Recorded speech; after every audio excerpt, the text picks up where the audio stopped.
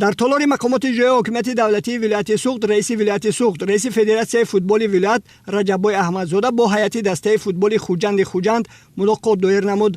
طور ذکر کرده شد طول سالهای اخیر در اساس دستور سپارش‌های پرزیدنت مملکت محترم امامعلی رحمان و رئیس فدراسیون فوتبال تاجیکستان رئیس شهر دوشنبه محترم رستم امامعلی ساحه فوتبال در کشور رشد نموده، بازی‌های کلوب‌های فوتبال کشور به طلبات زمان جوابگو کرده شدند. کلوب فوتبال خوجند نیز امروز با بهترین شرایط مشق و تمرین جهت اشتراک در بازی‌های جمهوریوی و بین‌المللی تامین می‌باشد. سال جاری از ولایت سوخت 3 دسته کلوب‌های فوتبال خوجند استرافشن شهر استرافشن و اسخط شهر خوجند در لیگ عالی مهارت سنجی میکنند. حالا در حیات دسته کلوب فوتبال خوجند بازیگران صاحب تجربه جلب گردیدند. موسم امساله رقابت‌ها میان دسته‌های لیگ عالی آغاز گردیده. بازیگران دسته فوتبال خوجند نیز کوشش دارند که بازی‌های جالب را پیشنهاد مخلصان نمایند.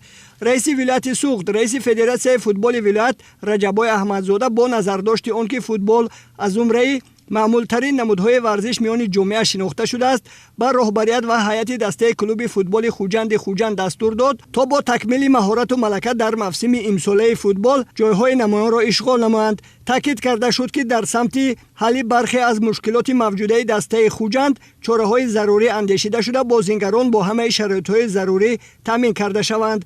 واقعا بازی فوتبال امروز میان جامعه محبوبیت خاص را دارا بوده، خرد و بزرگ به این نمود ورزش مشغول می باشند، زیرا این نمود ورزش به سلامتی فایده زیاد دارد. بنیاد تالار و میدان‌ها برای بازی فوتبال در شهر و ناحیه‌های کشور امکان داد تا موقع فوتبال تاجیک در سطح منطقه و جهان بالا رود. در ادامه چاره‌بینی رهبریت دسته خوجند تاکید نمودند که از تمام امکانیت‌های موجوده استفاده برده در موسم امسال بازی خوب نشان می‌دهند و یکی از زینه‌های فخری چمپیونات ملی مملکت عاید به فوتبال بین دسته‌های لیگ عالی کشور را صاحب می‌شوند.